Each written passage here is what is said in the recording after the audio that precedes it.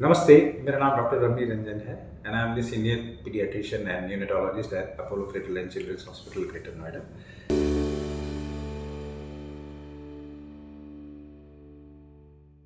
आज मैं आपसे साझा करने वाला हूँ कुछ टिप्स बच्चों को मानसून में कैसे स्वस्थ रखें। ज़रूरी चीज़ जो मानसून में है वो है क्लीनलीनेस। ये टाइम है जब बच्चों में इन्फेक्शंस बहुत कॉमन है, खास के पेट संबंधित रोग जो है वो काफ़ी कॉमन है। इसलिए हमें जो खान पान है उस पर खास ध्यान रखना पड़ेगा। बाहर की चीज़ें कम खानी है। The water has to be clean, specially home cook खाना ही ज़्यादा प्रेफर करना है। स्टमक फ्लू बहुत कॉमन है nowadays. We are seeing many kids coming to OPD with stomach flu, जिसमें कि लूज मोशन, पेट में दर्द, उल्टी, बुखार, ये सब कॉमन सिम्टम्स हैं। तो इसके लिए ज़रूरी है कि हम बच्चों को रिहाइड्रेटेड रखें और रिहाइड्रेट करने का सबसे अच्छा तरीका है ओआरएस, ओरल रिहाइड्रेशन शॉट, जो कि बहुत ईजिली अवेलेबल रहती है फार्मेसी पे। जब भी आपको डाउट हो डॉक्टर से ज़रूर सलाह लें। बच्चों की हाइड्रेशन स्टेटस को मॉनिटर करना बहुत ज़रूरी होता है। ये ज़रूर काउंट करें बच्चा यूरिन कितनी बारी कर रहा है, एक्टिविटी कैसी है, फूड इंटेक कैसा है, ओवरऑल बिहेवियर कैसा है। और जैसा मैंने बताया कि अगर कुछ लक्षण हैं जैसे कि ये पता चल रहा है कि इन्फेक्शन है, जैसे बुखार, कभी कभी स्टूल के साथ ब्लड आना, म्यूकस आना, तो हो सकता है बच्चों को एंटीबायोटिक्स की ज़रूरत पड़े। फिर आपको डॉक्टरी मशवरा लेना चाहिए। इसके अलावा डेली नहलाना बच्चों को बहुत ज़रूरी है, क्योंकि कभी कभी पेरेंट्स को लगता है कि बारिश है तो ना भी नहलाएं तो चलेगा, लेकिन एक्चुअली देखा जाए तो नहलाना is always beneficial to the child.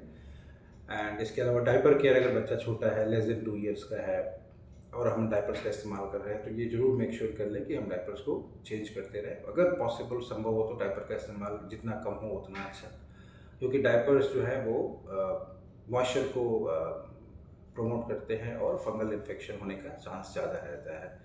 So as clean as dry as possible is the rule during rainy season, in fact any season for that matter. सभी लोग जानते हैं कि बरसात के बाद एक समय आएगा जब मॉस्किटो ब्रीडिंग शुरू होगी और कुछ एक मॉस्किटो बॉर्न डिजीज जैसे डेंगू, मलेरिया, इन सब का इंसिडेंस बढ़ता है। We have seen their outbreaks, epidemics बहुत कॉमन है। तो इसके लिए हमें ध्यान रखना है कि हम घर पे मॉस्किटो नेट्स का इस्तेमाल करें, मॉस्किटो रिपेलेंट जो आते हैं, क्रीम्स जो आती हैं उसका इस्तेमाल करें, आउटडोर कम से कम जाएँ, और अगर जाएँ भी तो फुल लेंथ कपड़ों का इस्तेमाल करें, लाइट कलर कपड़ों का व्यवहार ज़्यादा करें। So this all measures will help to make sure कि मॉस्किटो के साथ हमारा एनकाउंटर कम हो और इनफैक्ट प्रोटेक्शन ज़्यादा मिले।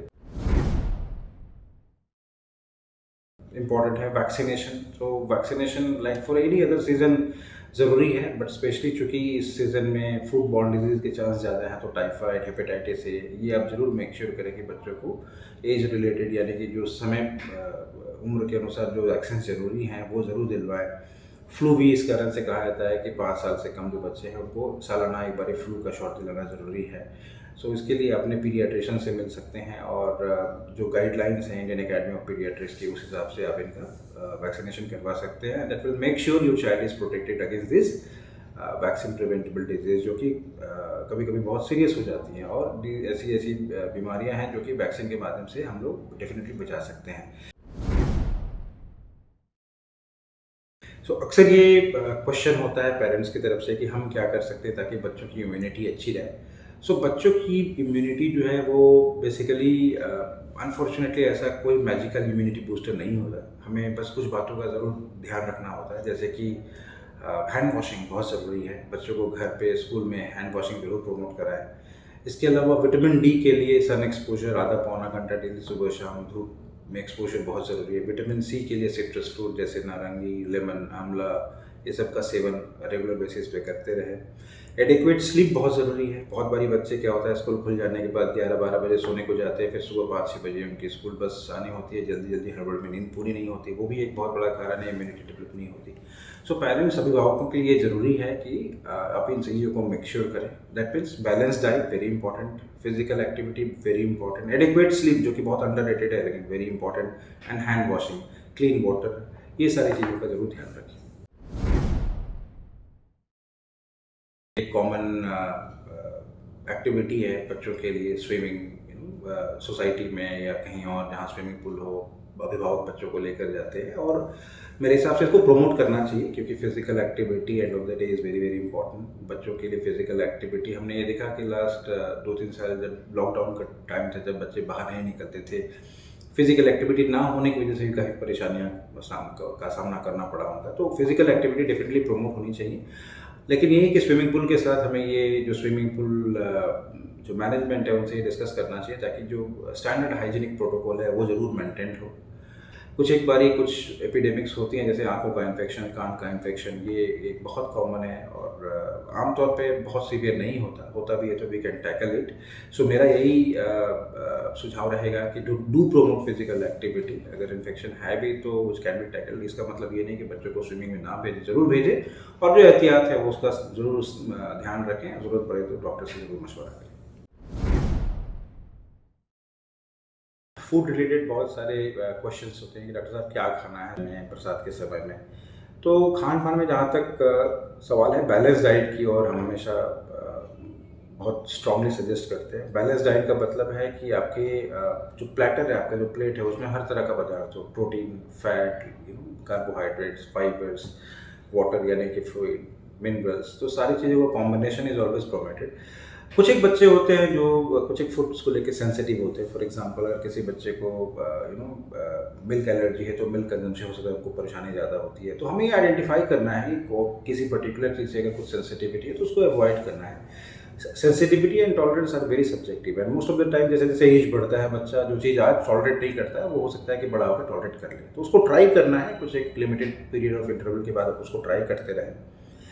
बनाना, कर्ड, ठंडी चीज़ें, आइसक्रीम, कोल्ड ड्रिंक्स, ये कॉमन ट्रिगर्स हैं, है ना, रेस्पिरेटरी ट्रैक्ट इन्फेक्शंस के लिए। तो अगर आपको लगता है कि आपका बच्चा बार-बार इन सब चीज़ों से ग्रसित होता है तो it's good to avoid it, जिन फूड आइटम्स का मैंने ज़िक्र करा। But again it's very subjective और जैसे-जैसे बच्चा बड़ा होगा होपफुली जो आज चीज़ें टॉलरेट नहीं कर पा रहे हैं वो आप देखोगे बाद में वो कर लेंगे। तो बस थोड़ा एहतियात ज़रूर रखें, ज़रूर आइडेंटिफाई करने की कोशिश करें कि कौन सा फूड आइटम आपके बच्चे को सूट नहीं करता और उसको थोड़ा-सा डाइट से दूर रखें कुछ दिनों तक। सो फाइनल मैसेज यही है कि बरसात का टाइम बीमारियों का टाइम रहता है। बहुत सारी बीमारियां कॉमन हैं अभी भी और आने वाले टाइम में भी। तो जैसे मैंने बताया मस्कीटो बॉर्न डिजीज़ के लिए हमें खास के ध्यान रखना होगा। वायरसेस बहुत एक्टिव हो जाते हैं, सो एक्सपोजर कम करना होगा एंड हैंड वॉशिंग पे खास के ध्यान रखनी होगी। वाटर हाइड्रेशन पे बहुत ध्यान रखना, पानी खूब पिलाना है बच्चों को एंड एडिक्वेट स्लीप बहुत रखना है। बच्चे कम सोते हैं, स्पेशली स्कूल गोइंग किड्स जो होते हैं। मेक श्योर करें कि जो WHO की गाइडलाइंस है जिसके हिसाब से स्लीप पैटर्न बहुत ज़रूरी है, जितने घंटे सोना ज़रूरी है वो ज़रूर फॉलो करें। जो न्यू बॉर्न्स होते हैं, जब नवजात बच्चे जो होते हैं उनके लिए 14 से 17 घंटे पर डे सोना नॉर्मल होता है। इन्फेंट्स यानी कि बच्चे 3 महीने से लेकर 12 महीने के बीच में जो होते हैं 12 से 16 घंटा। जैसे जैसे एज बढ़ता है टॉडलर एज ग्रुप पे फॉर एग्जांपल 11 से 14 घंटे, प्री स्कूल एज ग्रुप में 10 से 13 घंटे, स्कूल एज में बच्चे जब पहुँच जाए तो एटलीस्ट 12 घंटे, 9 से 12 घंटे। टीन्स में और कम हो जाता है 8 से 10 घंटे। अगेन वेरी अंडररेटेड, टीन्स कम सोते हैं लेकिन 8 से 10 घंटे सोना बहुत ज़रूरी है। और एडल्ट्स को हम लोग कहते हैं कि 7 से 8 घंटा सोना। तो इस हिसाब से देखा जाए तो गाइडलाइंस हैं कितने आवर्स ऑफ स्लीप होने चाहिए एज स्पेसिफिसिटी के वजह से। तो इसका ध्यान ज़रूर रखें एंड जहाँ भी ज़रूरत हो डॉक्टरी मशवरा जल्दी लें, उसको डिले ना करें, खुद से ट्रीटमेंट ना करें फार्मासिस्ट या फिर जस्ट अपने हिसाब से OTC मेडिसिन से काम ना चलाएं। जहाँ भी ज़रूरत समझ में आए, बुखार अगर है, परेशानी है, समझ नहीं आ रहा तो डॉक्टर से ज़रूर मशवरा करें। Apollo Cradle and children's hospital greater Noida बच्चों का अस्पताल है और यहाँ पे 24 घंटे पीडियाट्रिक डॉक्टर्स रहते हैं। जब भी आपको ज़रूरत हो आप यहाँ पे आ सकते हैं।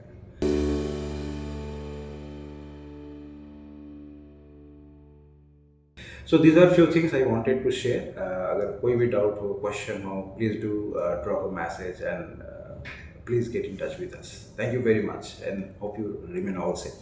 Take care.